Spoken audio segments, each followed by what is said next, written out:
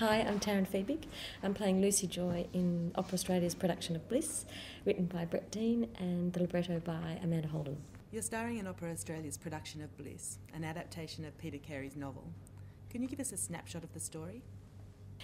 Basically, Harry Joy, my father, dies at a party which is sort of in his honour, and he ascends above the scene and looks down at his life, comes back to life, is revived, and then thinks he's actually in hell.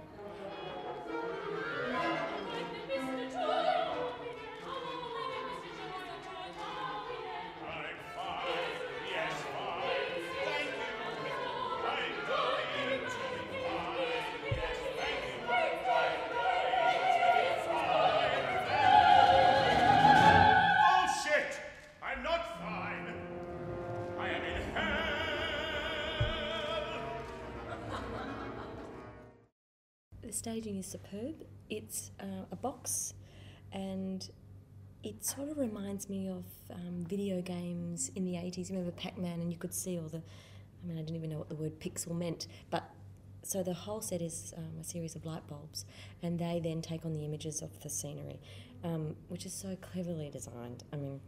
Amazing. Can't begin to imagine how they do it, which is lucky.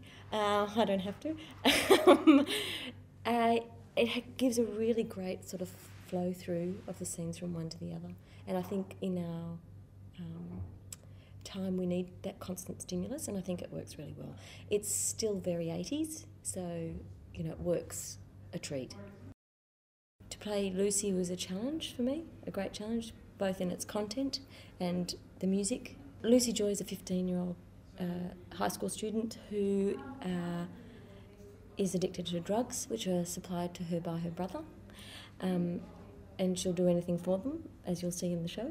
But also she's a very fragile character. She presents as someone who's confident and assured, but actually she's lonely, she's left, and we don't really know what happens to her at the end. So she's fragile.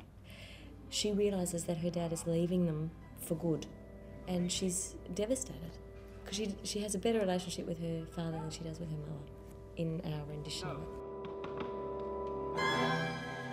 What's happening? What's happening to you? You're leaving us, aren't you? I'm not stupid.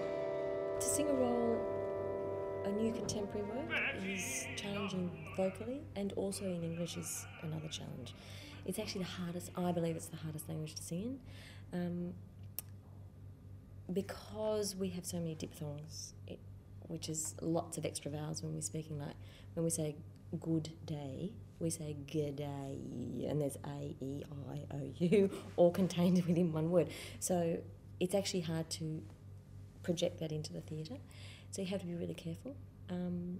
So that's a challenge. The music is very mathematical, so you have to be counting, you have to have your wits about you the whole time.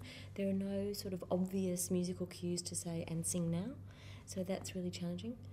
And also there's nothing to go, there's no history of the piece, so there's nothing to go on, and there's nothing to sort of compare, or, it's a real responsibility to be given a new part, to interpret it and to, perform it. It's a gift, actually.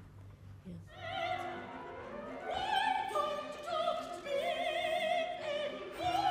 What should I say? You are communist? Torture.